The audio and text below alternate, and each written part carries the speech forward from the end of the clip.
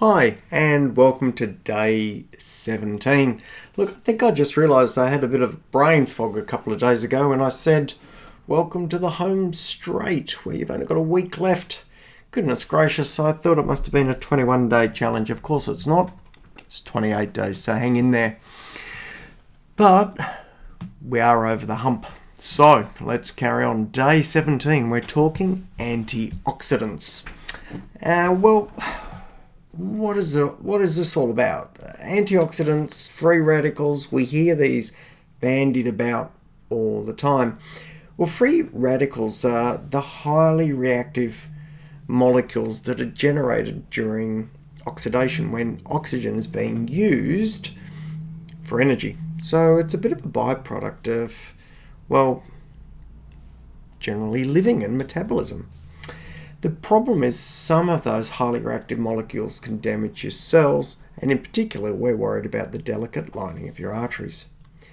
When it occurs through these oxygen-free radicals, it's called oxidative stress, and it's linked to atherosclerosis, increased blood pressure, and unfortunately increased risk of heart attack and stroke.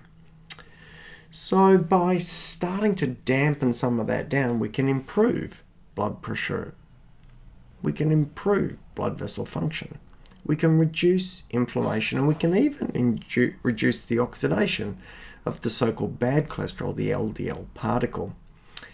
So what are the common antioxidants and where do you find them? Generally, sort of bright coloured fruits and vegetables are the place to go. Make sure there's a few of those on your plate. Berries, leafy greens, carrots. Citrus fruits all have antioxidants within them. Nuts, seeds and whole grains often will provide some vitamin E, and that's not a bad antioxidant compound. Certain herbs and spices, you will have heard of turmeric for example, not bad for arthritis according to many people. Cinnamon, oregano can all be used. Dark chocolate, green tea, which have polyphenols. These are linked to reduction of the those sort of oxygen-free radicals, so acting like antioxidants. And then you'll have heard of things like vitamin C, which is a really powerful antioxidant.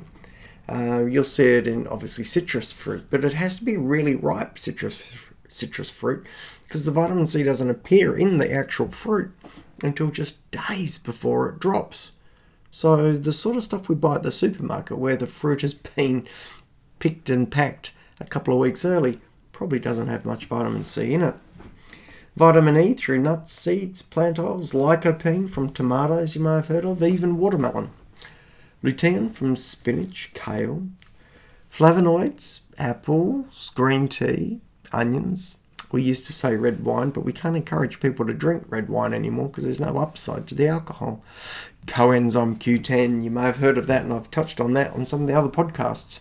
All these are agents that may be beneficial in protecting the body from those oxygen-free radicals.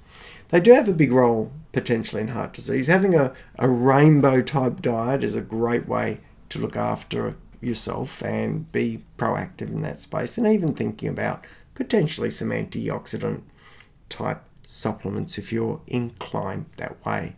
Check out the resources for this page, and for now I'm going to sign off. Going to wish you the very best. I do hope you live as well as possible for as long as possible.